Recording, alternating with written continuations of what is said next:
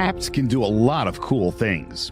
You could order dinner, gamble on your favorite team, and track your health. You could even get a mortgage. One click and you can be approved.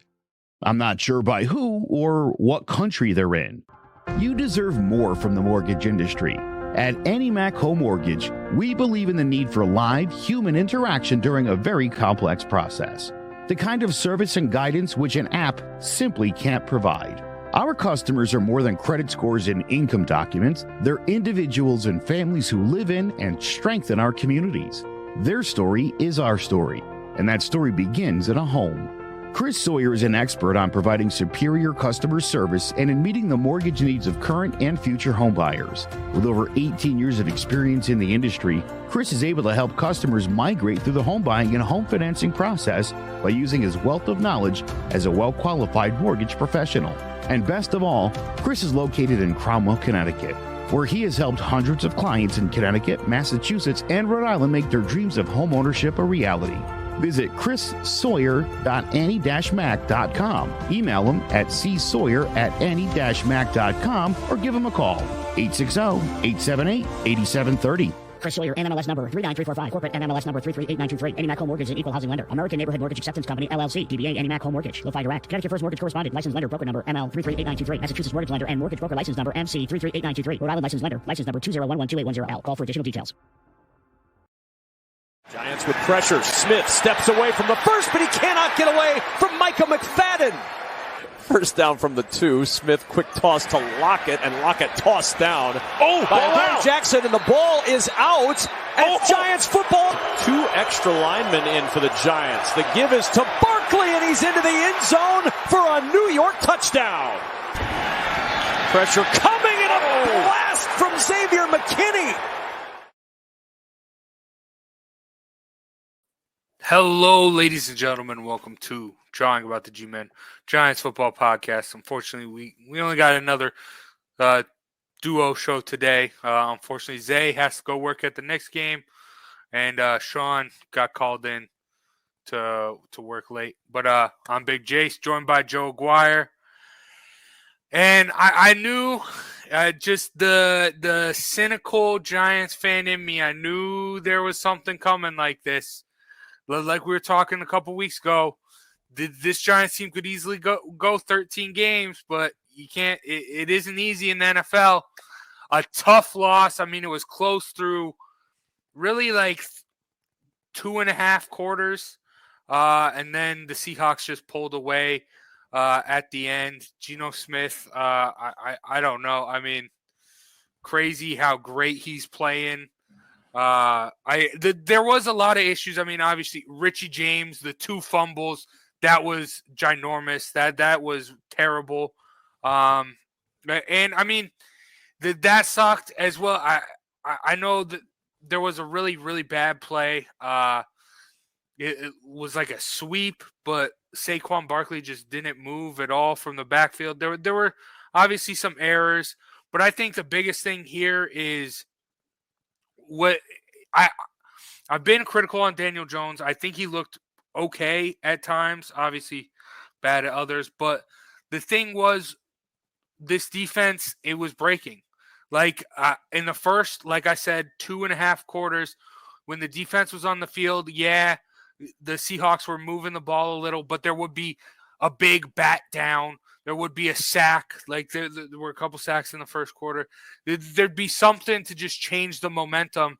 And then eventually, slowly, that dwindled from the defense. And I mean, granted, Seattle's defense was good, and they had the same deal. Whenever the Giants were starting to, towards the end, whenever the Giants started to put a little, like, couple plays together, there'd be that one big play, one big bat down, one big broken up play, a sack, to just stop the momentum. And it's crazy the Seahawks looking as good as they are after everyone thought they'd be terrible, especially after trading away Russell Wilson.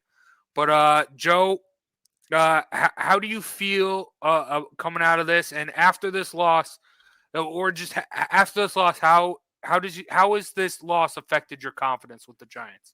Well, look, number one, you're not going to win in the NFL with 13 points. Nope. So start there. We talked. Okay. 5 of the first 6 drives ended in punts. They got to do better than that. You got to be able to move the football. You got to stay with the run. Again, Saquon's going to, if Saquon can't get it going, 20 carries, you got to give this guy 25, 28 carries, and you got to hope one of those extra 5 or 6, he breaks one. Because, again, you need to get the ball in the end zone.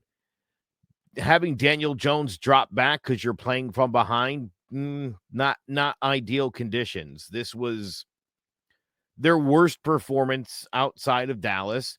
You could see it. You could tell. This team going into the half looked like a team that wasn't going to be able to get it figured out.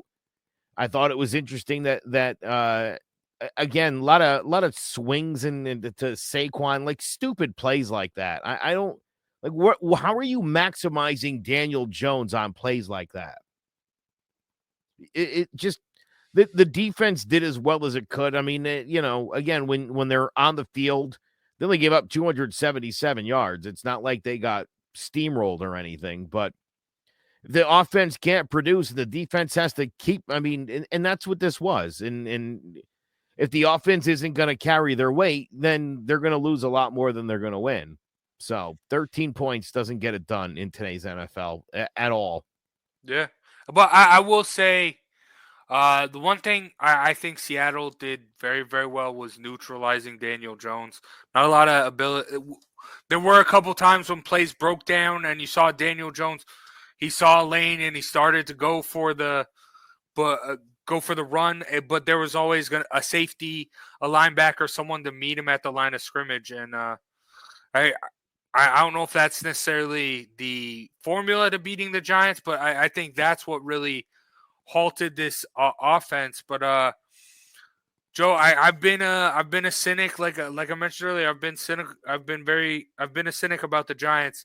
Is this going to be the start of the downward spiral? Because this is, you mentioned the Dallas game. I think this game looked worse than the Dallas game. But you know what, Jason? Like I said, look, you're going to have letdown performances. Everybody's having them, especially this season. You just, the thing is, do you bounce back? The Giants' other issue is, look, somebody like Richie James is being relied on a lot. Like, this is not ideal. And so, I still think the Giants ought to take a crack at OBJ. I don't know why you wouldn't. I don't care what he's like in the locker room. I know that that's a guy who can catch the football, and it's somebody Daniel Jones won't have any trouble adjusting to. But this crew of receivers is awful. They don't get open. They don't come back on balls. They're just not very good. Getting rid of Kadarius Toney I don't know. Like, this guy's just about to get healthy, and so you're going to reward him by sending him to the Super Bowl with Kane. I don't understand that. I don't understand that at all. Also, Kenny Golladay is a loser. Yes. He should just retire from the NFL. Yeah, I will. Another thing I want to mention about this game, the no Bellinger, I think, is big. I think that with Daniel Jones, he always has that one guy that is safety blanket. It was Slayton early in his career. Then once Slayton got hurt, it transformed into Sterling Shepard. Then Sterling Shepard got hurt at the end of last year. There's nowhere. That's the other problem. Everybody on this freaking team, as soon as he starts relying on you, you get hurt. Yeah. Or if you're Kenny Golladay, you just stay out of it completely and you just get hurt. Yeah, well, I don't even like. Here's the funny thing: Kenny Galladay's playing like 8 snaps a game. Where did he get hurt? How did that even happen? Banged his knee on something. Like, what, dude? Yeah, terrible. Well, I think. I hope, as far as Kenny Golladay goes, I hope he was just going for a trade, wanted to get traded, and that's why I sat out. Hopefully he can just be like, screw it, I'm here anyway, come out and actually play. That's what I'm hoping for. It's probably not going to happen, but you mentioned the Kadarius Toney trade. That happened after the show last week, so we should kind of touch on that a little bit. Joe, I know how much you love Mark Zuckerberg, right? In our little CMG podcast group, I got a messaging timeout from the Zuck because of what I said about Kadarius Toney. I didn't realize Zuck was listening, digging that deep. Yeah, but I they're don't in know. your private messages now. So. I guess so. But I mean, and the writing's been on the wall. I mean, Kadarius Toney, granted, he got that big back tattoo of New York. He never wanted to be here. He didn't say he missed OTAs his rookie year because he didn't sign his contract. Then there were issues about him not playing, not getting vaccinated early on in the training camp last season. Then obviously all the stuff that's built up this season, him just not playing, him basically being a healthy scratch all the time. Like, the writing's on the wall. I'm glad they did this. You probably, granted, I don't think they got enough for him, but it's better than it's better than nothing, I guess. I mean, I don't know. You have to be a special kind of loser when your team is thin at your position, you're a first-round pick, and they would trade you with a 3 and a 6. That's what you're thought of in this league. Like, that's your worth. Nothing. Yeah, and I mean, where is to me, that just shows like no drive. He doesn't necessarily want to compete. Even if you want to go out, even if you want to get traded, you still got to go out there and show teams that you're worth trading for. Do you? Like, I guess not. Listen, it cost KC not a ton. All he's got to go out there and catch balls from the best guy in the league throwing them. And not get hurt, not trip over his shoelaces and get hurt like he's been doing. So it'll work out like it did for DeAndre Baker, like it did for all the other problem children that we sent away that ended up in the Super Bowl. Yeah, Eli Apple. Yeah. But cut those guys so they can go sign with a contender. I don't understand it. I really don't. Yeah, but I will say I think Kadarius Toney might be different than those guys. Because you've seen, granted, there were a lot of other issues, especially with coaching, but we've seen this year the culture change with Dable. So if you can't buy into that, there's something more wrong with you than just being a diva. There's something worse there. I mean, I don't know, or maybe he's used to dysfunction. He did play for Dan Mullen. No, there you go. When you come from a program run by a scumbag, I mean, what do you expect? Yeah, but all right. He's the worst. Dan Mullins is the worst. Yeah, They shouldn't allow that guy around people under 25. Period. He's just not a leader of young people. No, but all right. I mean, it's a terrible thing to say, but he's a terrible person. So yeah. what are you gonna do? Yeah, I do like the spot he's at. During the halftime show, barely even seeing that much of him, just seeing highlights and giving a little bit of coaching. But I let's move on a little bit. Bye week coming up, Joe. How, with the bye week, how does the Giants bounce back? What do they need to do? Because they got to get healthy. Yeah, it's got to get some people healthy. You got a couple weeks here. That's good. That's what they. This came at the right time. This performance is a team that was, look, I mean, let's face it, kind of playing above their heads a little bit. Seattle's a tough place to play. Plain and simple. I know the Seahawks aren't a good team, and Geno Smith aside and Walker, whatever, who cares? They certainly do have between Tyler Lockett and DK Metcalf. I mean, they got some good players on that football team, but that's a hard place to play because they pipe in noise artificially, which is just it defies the whole spirit of the game because nobody should be that passionate about a team led by Geno Smith. Right? Like their fans weren't really that loud. That was piped in and fake. And it does set a major disadvantage, especially, again, you're looking at the Giants, so line's all banged up. Yeah, Zay just said it, a healthy team, the Giants pull that out. So you got a couple weeks, you get healthy, you get strong, you get your wits about you. I think these guys will bounce back. Who's up next? Texans? Yeah. Right? Texans and the Lions back to back. If you're going to know everything you need to know about the Giants in the next two games. If the Giants find themselves at 6-4 after those two games, well, let's pack it up. Let's hope they don't win another game, and let's hope that Daniel Jones didn't win too many games to really ruin our draft position. Because if he can't win these games and keep this team in the playoffs, then I hate to say it, and I know without the talent around him, it puts him in a tough spot. But it's a business. Yeah. And you almost got to be kind of a superhero here. Look, if Saquon Barkley can't drive the offense on any given Sunday, he's got to be able to step up. He also needs receivers that can catch a football and that can run the proper routes and are on the same page as him. And that doesn't seem to be the case. Yeah. Well, going back to my point I made earlier, the one thing that makes me, even right now with the Giants being as good as they are, the one thing that makes me want to move on from Daniel Jones is, like I was saying earlier, that whole safety blanket thing. You can't have one wide receiver. You got to be able to distribute the ball. And I mean, he does do a good job at that at times, but when he's successful, it's that one guy. It's that one guy You could say the same thing about Joe Burrow. You could say the same thing about Tua. You could say the same thing about Justin Herbert. They've got that one guy they can go to, Matthew Stafford and Cooper Kupp.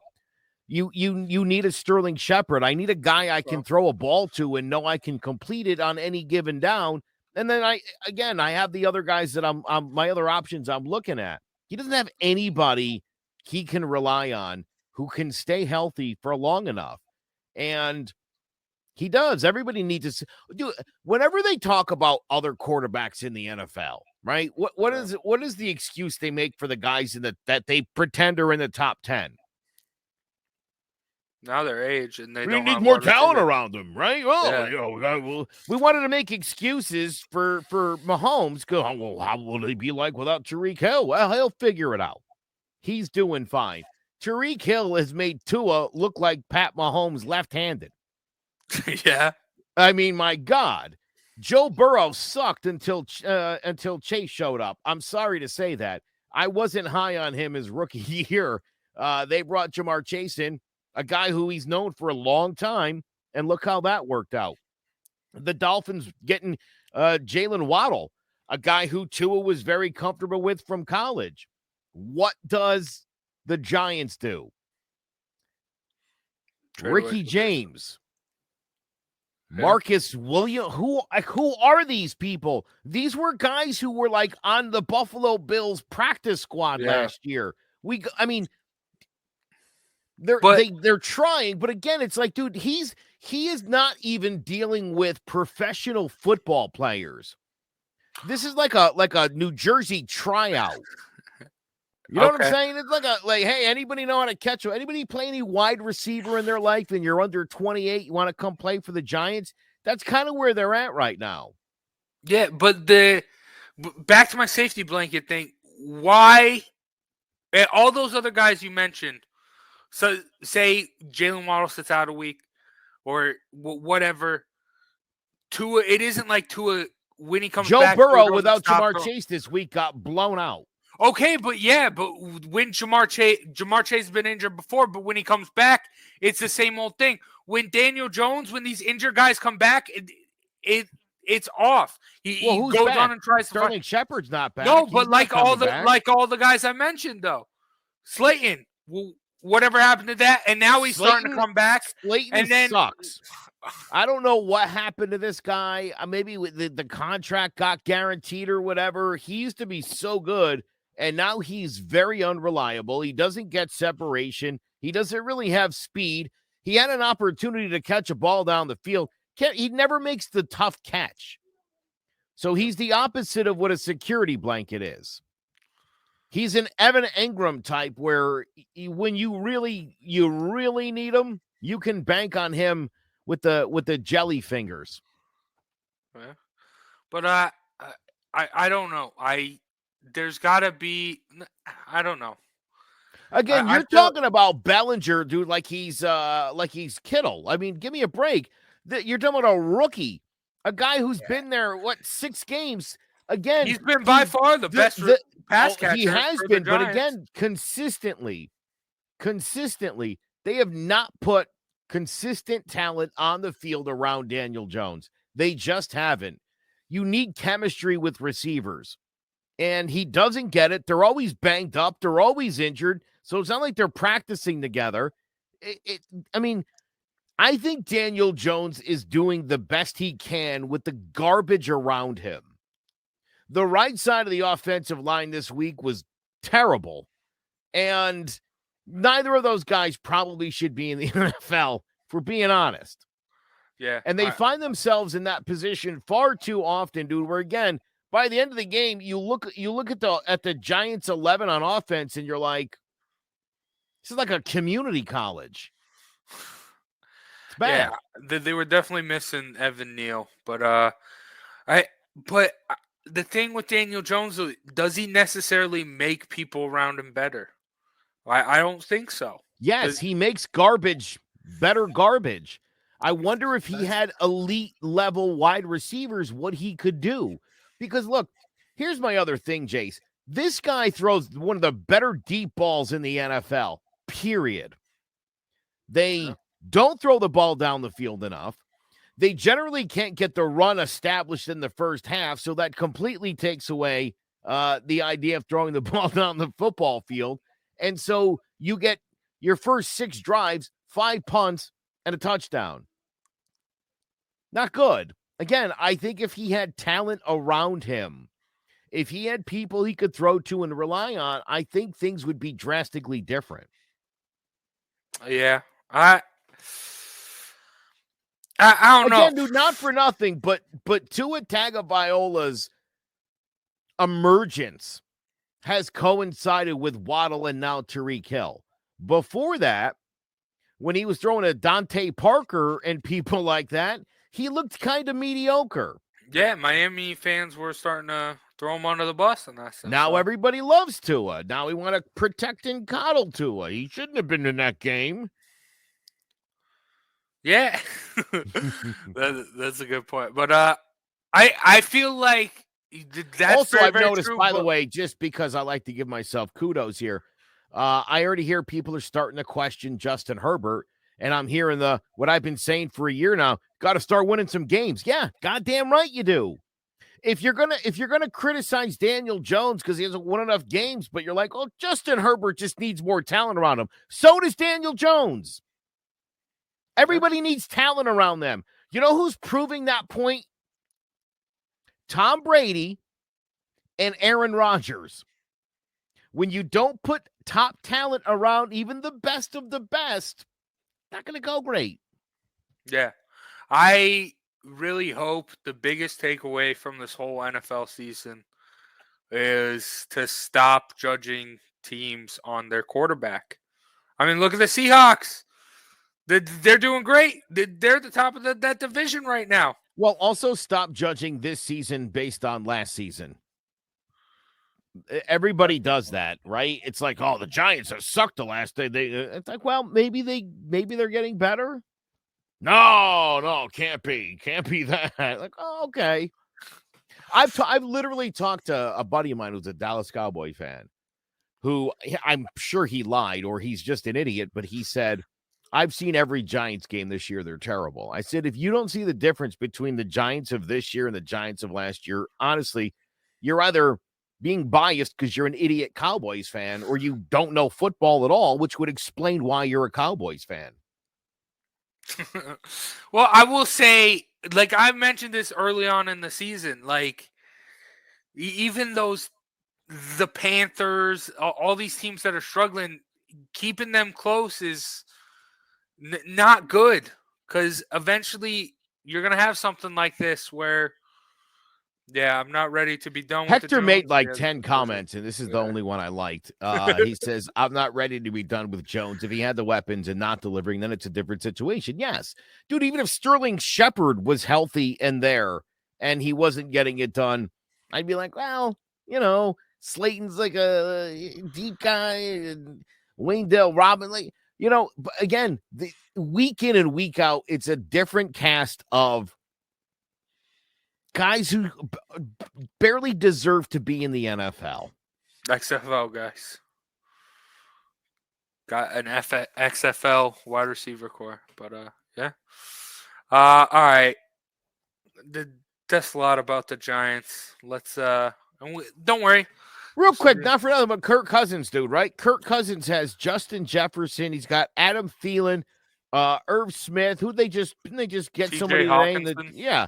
I mean, give me a break, dude. How many more people do you need to put around Kirk Cousins and watch him drop goose eggs in the late in the season before you're like, oh, that guy's terrible? I would take Daniel Jones right now over Kirk Cousins. I don't know. I don't know about that. That dude has had all sorts of talent and a good defense around him for years, and he's produced nothing. That's a bad quarterback. Yeah.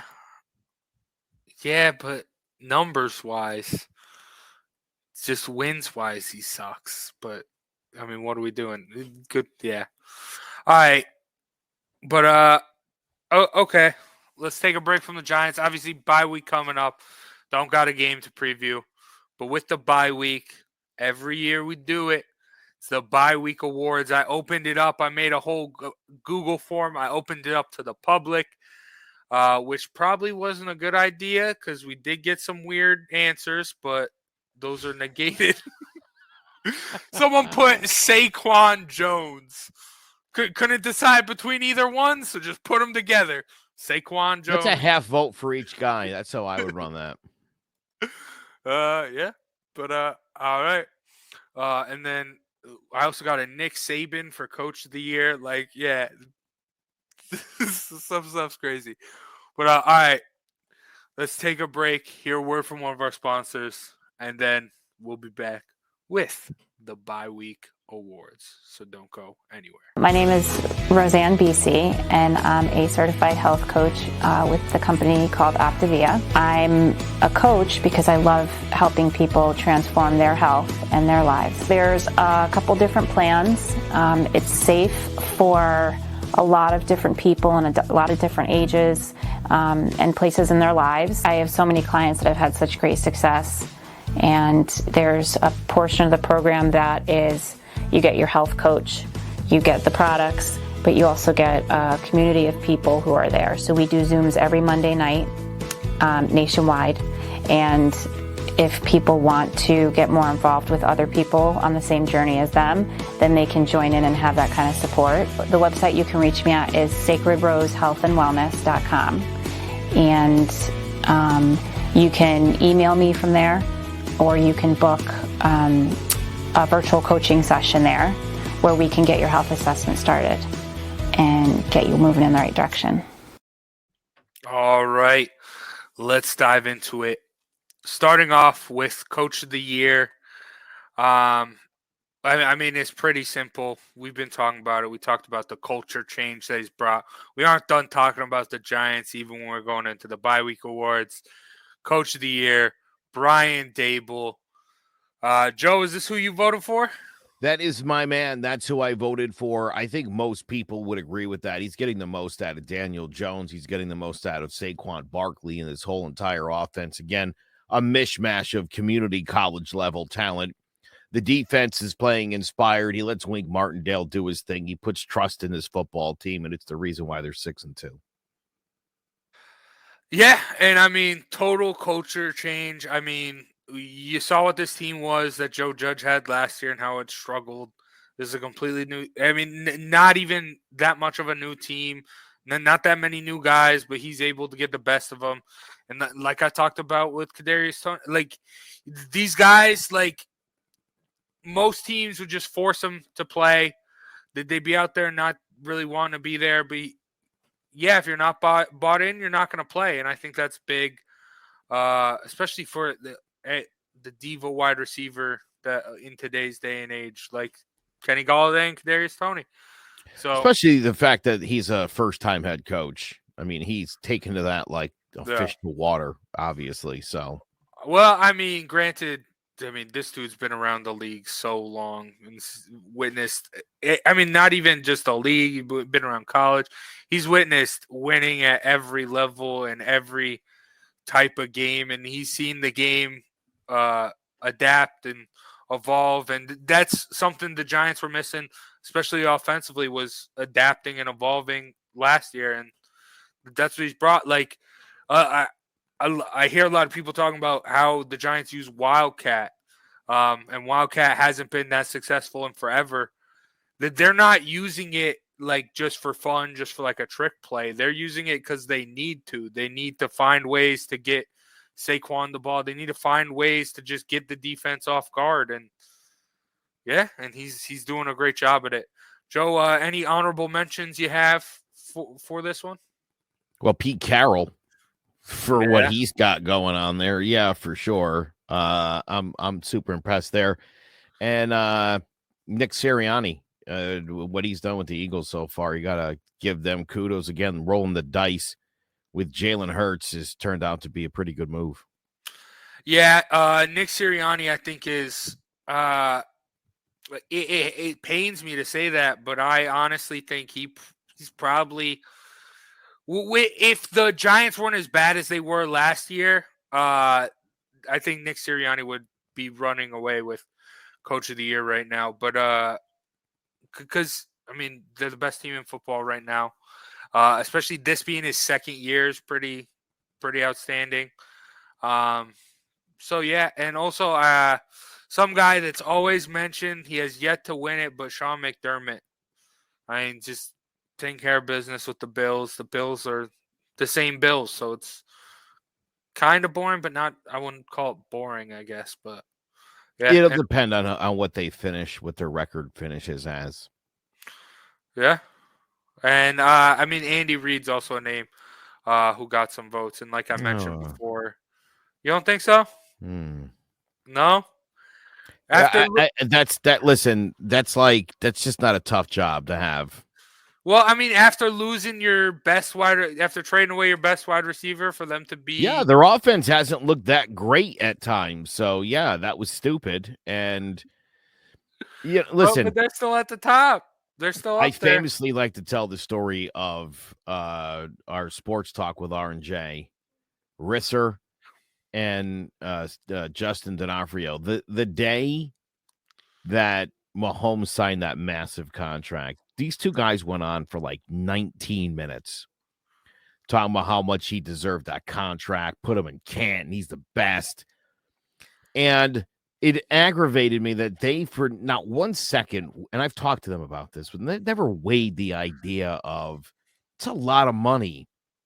Are we going to be able to re-sign everybody? And like 2 years later, dude, Tyreek Hill's out the door, and it's like, oh, do what Tom Brady did. Take reasonable money so you can have a good team around you.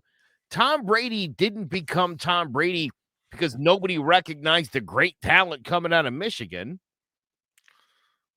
Yeah. He had good people around him, and they knew how to win football games. Yeah. He started developing, again, Randy Moss. Talk about one of the top 3 guys in history. Give me a break. Wes Welker is the greatest slot receiver of all time. Had some phenomenal seasons. Again, if you again, it's like, dude, he relied on top talent. That's how he got to be Tom Brady. If he was surrounded by trash like they have on offense now, he wouldn't be doing well. And so, again, the Kansas City Chiefs of this year are worse than last year's team, are worse than the team before that, and are worse than the championship team. They're a worse football team than they were 3 years ago. They're still very good, don't get me wrong, But their heyday of being a super dominant football team, I think that window closed. As long as they got Mahomes, they're going to be fine. But I think look how it went with Buffalo. I think Buffalo's sort of taken the threshold there. Yeah, well, I mean, the whole AFC, it's very, very hard because I mean, I don't know if I'd necessarily throw them out of there. I think, you talk about the contract, they did what they had to do, and everyone talks about it. You have to win with your quarterback on his rookie deal, and they were able to do that, and that's what got him paid. But yeah, I don't know. I think if they can. I think towards the end of the year, that was a big emphasis with the bye week awards. Till now, this season, not predicting what's going to end up at the end of the season. So I do think towards the end of the season, Andy Reid, if the Chiefs can continue to do what they're doing, really, I think they can end up there. But I get what you're saying. But I mean, Brian Dable, Coach of the Year thus far. Let's move on. Next one, we got the coach. Let's talk about the rookie of the year. Staying in New York, but in the green, Ahmad Sauce Gardner for the New York Football Jets. Joe, who'd you have? Did you have Sauce? No, you know what? It's funny. He wasn't my selection earlier today, but just before we went live, I honestly thought to myself, you know who I've been in that because I've watched a couple of Jets games now. He's good. He's a real instinctual player, man. I actually really like the pick of Sauce Gardner. I think my selection was Chris Olave from the Saints, and only because he's on a couple of my fantasy teams, and he strikes me as someone who's producing. But Sauce Gardner's a shutdown cornerback and is going to be a superstar in the NFL. I think he's already kind of earning his kudos at this point. So yeah, this guy's great. Yeah, I remember last year on all 4 downs, I put Sauce Gardner in my Heisman rankings and got clowned a little bit. Yeah, well, that makes sense then. It didn't clowned. Yeah, no, because he was so good. Because no one would throw him the football. No one. I understand what you're saying, but just no. But no, he's a beast. Just kidding.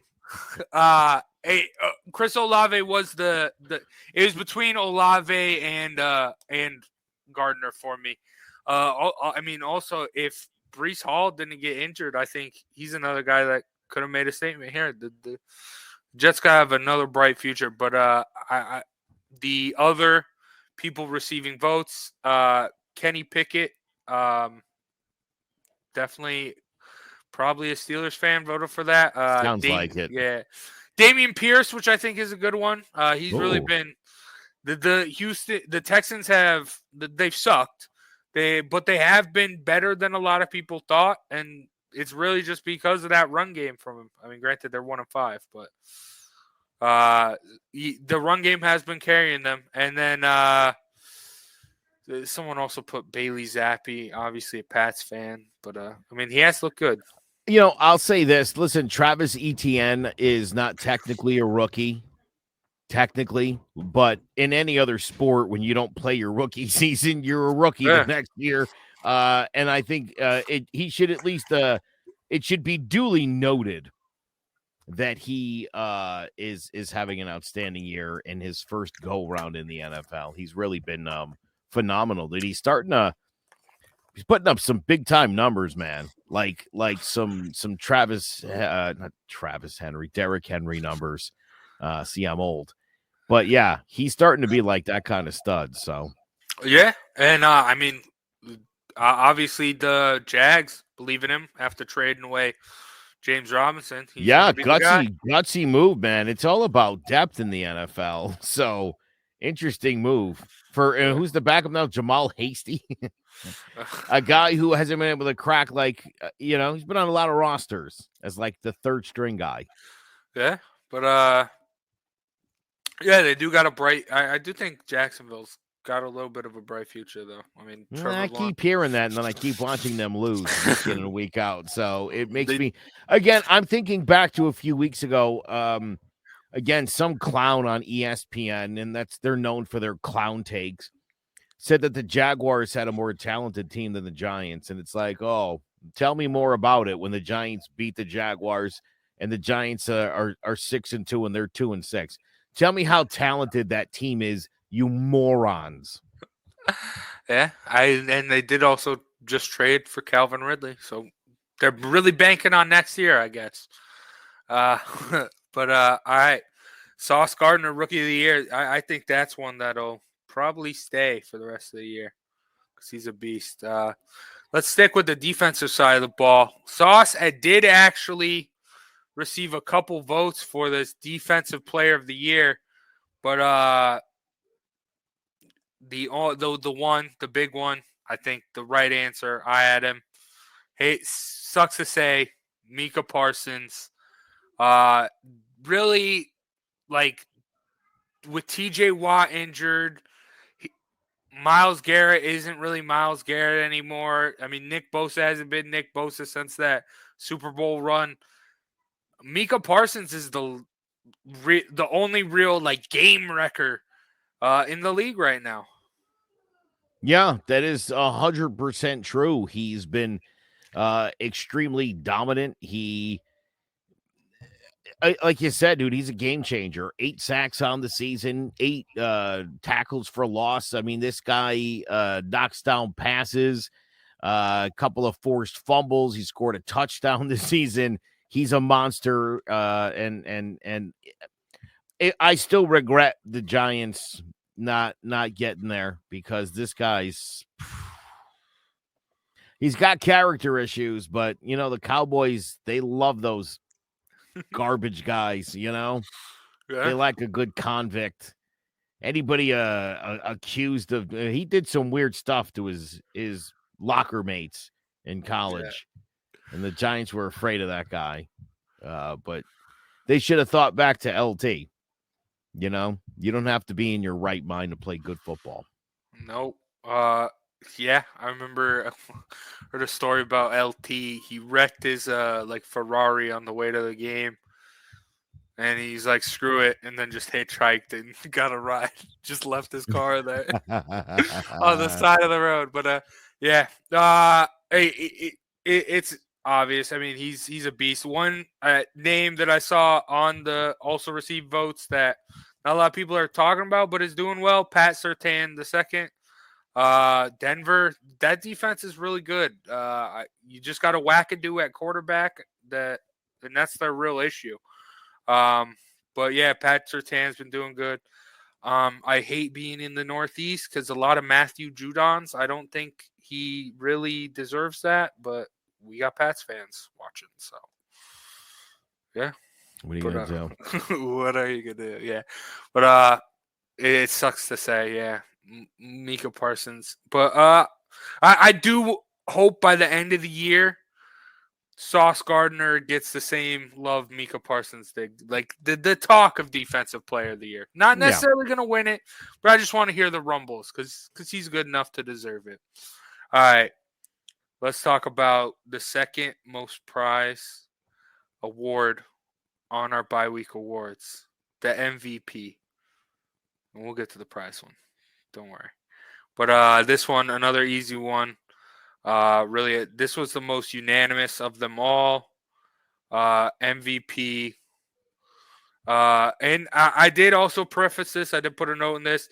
Does not have to be the best QB. Whoever you want. A lot of QBs. I did get an AJ Brown submission, a Saquon submission. I love that. I love to see that. But it's pretty simple. MVP, Josh Allen. He's good. So yeah, that's the guy I picked. I mean, he's truly turned himself into one of the best quarterbacks in football. Hard to believe this guy couldn't get a scholarship to college initially, and Wyoming took a flyer, and he's just progressively worked himself into one of the best quarterbacks on the planet, and that is saying. this is not an easy sport to be great at, and to have taken the path he's taken to get there is an incredible testament to the guy's work ethic and his determination and will. And again, he's having a phenomenal season, and all the expectations have been super high in Buffalo, and he has delivered. Yeah, and the biggest thing I think with his success and just the Bills as a whole, their ability to build their team towards him. Like when they had before him, they had Tyrod Taylor. Kelvin Benjamin was their big guy. Like he was a big guy. He was a possession guy, not necessarily a deep threat. But now you bring in Josh Allen, this guy who can huck the ball down the field. Yeah, and then you bring in guys like Gabriel Davis, obviously Stephon Diggs, guys that aren't those big like red zone threats, but are the deep threats, the guys who can go get through their defender, create some space, and be able to catch those balls way down the field. And that's something big. Not a lot of people talk about. They'd love to praise Josh Allen, but just the team. You got to give a shout out to the Bills. This team is perfect. This offense, besides their lack of running game, is perfectly.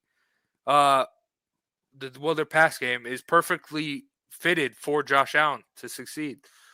And that's why he has. And I love, speaking of run game, him running and just running over people. I love to see that, especially from a quarterback. Oh my God, yeah. And once a year, there's always a hurdle, which is always great. But other people receiving votes. We got to mention Jalen Hurts, Pat Mahomes. Were you gonna say something, Joe? Nick Chubb, leading the league in rushing, 10 touchdowns already. He's having a phenomenal season, and people are always talking about Kareem Hunt for some reason, which I don't understand. I mean, unless you're talking about a guy who kicks women, I don't think there's any reason to bring that name up. Yeah, and also, I mean, you look at what the Browns are doing. Like, there's a lot of times they're throwing the football when they should be. Like, I think Nick Chubb should have a lot more stats and be doing a lot well. They should be winning with Nick Chubb. Like, they're not trying to win around Nick Chubb. There's times where they aren't riding him as much as they should. So I think, yeah, if they did just feed him, Jacoby Brissett isn't making plays. Just feed him. Have this be, you're the Titans. Derrick Henry, Nick Chubb's Derrick Henry. Just hand the ball off to him. Have him win your football games till Deshaun Watson gets unsuspended. So that's another good name. And like I said, I hate being in Connecticut. Someone put Tom Brady. That's not no. But yeah. All right. Now, the most prestigious award in all of football, Giant of the Year. Before I even reveal who it is, Joe, I want to know, who did you vote for? I picked Daniel Jones. You picked Daniel Jones? Daniel Jones has won a lot of football games this year. Daniel Jones has led this team. And I know, look, Saquon's having a great year. But there's been some big moments in some games where Saquon has not been on the field. And Daniel Jones has stepped it up. And for that reason, he is the Giant of the Year. All right. I will say this was by far the closest. Daniel Jones was on there. Obviously, it was a close battle between Saquon and Daniel Jones. I do want to mention one person did put Brian Dable. Yeah. I mean, we gave it to Joe Judge 2 years ago, right? Well, we shouldn't have. Yeah. We should have learned our lesson on that day. By the way, what's his face? Fabian Moreau should get an honorable mention here, dude, because this poor man, every time that guy comes into the game, they start going right at him. And all that dude's been doing is making plays. I got to give him credit for a weakened secondary, man. That guy's been pretty great for the Giants this year. Yeah. And Adoree Jackson's playing a lot better too, should be noted. Yeah, that strip sack last week, but I'm liking what I'm seeing from him too. yeah. But let's get serious. Who is the Giant of the year? Two other people receiving votes. Julian Love. Speaking of the Oh, did Zay secondary, vote? no, that actually wasn't Zay. It was one of my buddies. He's like, go through, and I think you'll know which one's mine because no one else is gonna know who this was. I'm like, damn. All right, Julian Love. All right, cool. And me, I mean, you know it's me. So I went with the old lineman. I went Andrew Thomas. He's having a great year. Very underrated because he's an old lineman, but he's been playing great on the weak side. You talk Yeah. about all the pressures coming from the right. Yeah, no, you're exactly right. You know what? You got to keep the blind side, and he's the man. So he's definitely getting the job done. He's phenomenal, dude. When him and Evan Neal, are healthy and together, this thing goes better. You could bookend them, you know. Uh, 10 years of those two guys across from each other, you'd take that for sure. And I think, listen, Evan Neal is going to continue to develop. Andrew Thomas got off to a rough start and has really settled in to become a phenomenal left tackle in this league. So Yeah. I like it. I'll give you that one. Yeah. You could argue he's been the best left tackle in the whole league this year. He's definitely amongst them. I wouldn't be shocked. Again, depending on where the Giants finish this season, maybe an all-pro invite. Whatever that is. What are they going to play ping pong in Germany this year or whatever? Whatever it is. Yeah, I just tune. I mean, now that the game's gone, I'm just gonna tune into the dodgeball because that's usually fun. But all right, this Giant of the year goes to Saquon Barkley. It was close. 3 votes separated Saquon and Daniel Jones. But, I mean, just the ability to run the football this year has been the biggest thing. Like last year, the real downward spiral of the Giants was when they were passing 40 times a game and Saquon was only getting like 7 or 8 touches. Getting back to the run game, getting him the football. I mean, that's the reason the Giants are where they are right now. But yeah.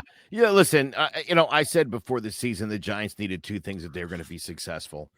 Saquon Barkley was going to have to play like Saquon Barkley again, and he's playing like the Saquon we thought he could and would be and was in his rookie season. And the second thing I said was Daniel Jones has to produce. He's doing it. It's why they're 6-2. Anybody who's confused by the Giants 6-2 record is ignoring the fact that both of these guys are playing the way the Giants needed them to play for them to be successful. It's why they're successful. You don't get lucky at 6-2 in the NFL. You don't. And anybody who thinks that is being an imbecile. You are. You can't luck into a 6-2 mark halfway through the season. That doesn't happen. No. I mean, yeah, the NFL is a hard place to play. You see all the upsets, like even just 6 games, really. That's a pretty big accomplishment, especially for what the Giants have been the past couple of years. But yeah, there's still a lot of season left. And Joe, I want to do something fun before we move on to best bets. Give me one of these awards that you think will have a different winner by season's end. The MVP. You don't think it will be Josh Allen by the end of the season? I don't. I think things will take an odd twist. And I don't think it'll be a quarterback that wins it. Oh. Okay. Interesting. All right. We'll see that happen. I don't know. I think an offensive player, a skills guy, is going to do something phenomenal this year. And is going to end up winning it. Well, I think, I think especially after last week, I think if the Eagles continue to stay number 1, I think you probably got to go A.J. Brown over Jalen Hurts because, I mean, Jalen Hurts isn't throwing the ball that much. He's running it pretty well, but – and, I mean – you also see the change. That's the big addition to why this team's been so good. Like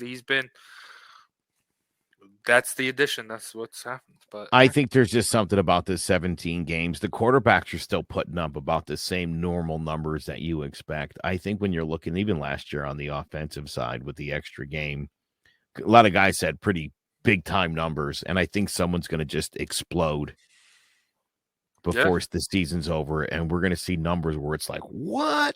And it's going to end up being enough. It'll be close, and I think Josh Allen will be in the mix, no doubt about it. But they're going to win the Super Bowl this year, and I think that's about all he gets. Okay. I like that. I think Tyreek Hill is on pace to, like, break all the records and that stuff, so I think that might be the guy. Or AJ Brown. Because, I mean, no one likes Tua. No one likes Tua for some reason. Again, dude, look where Nick Chubb is. He's got almost 900 yards and 10 touchdowns halfway through the season. That's wow.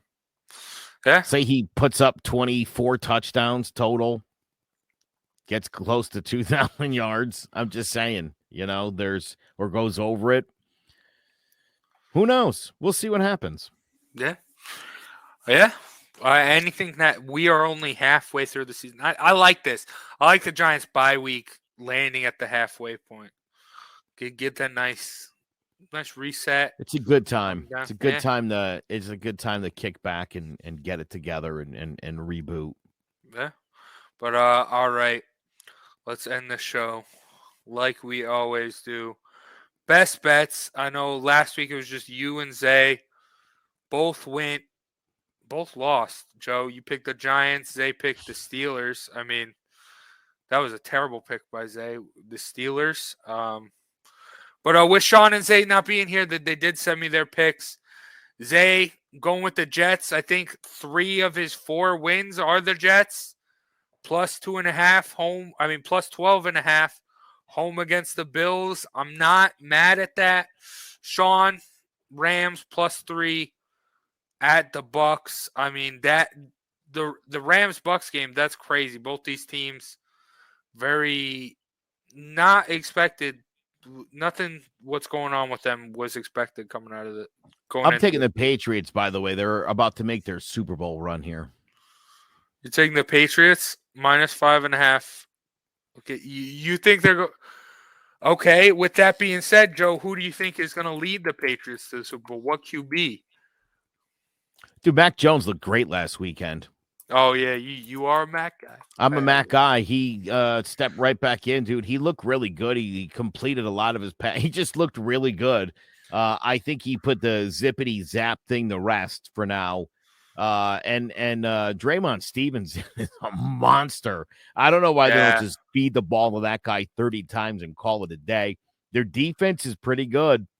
The Colts are a team in flux, and I just don't think they're going to beat the Patriots in New England.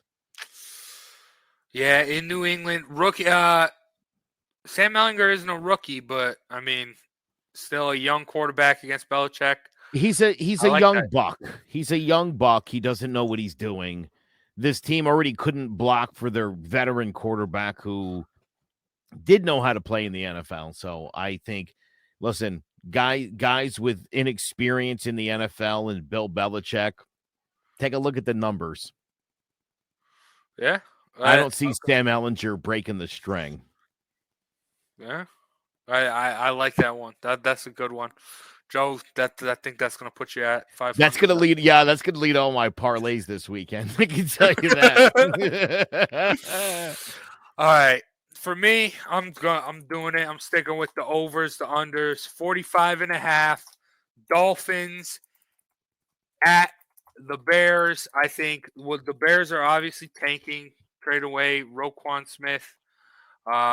I mean, they did add Chase Claypool, but that's nothing really. I think the only problem you could run into on this bet is if the Dolphins win 45-0.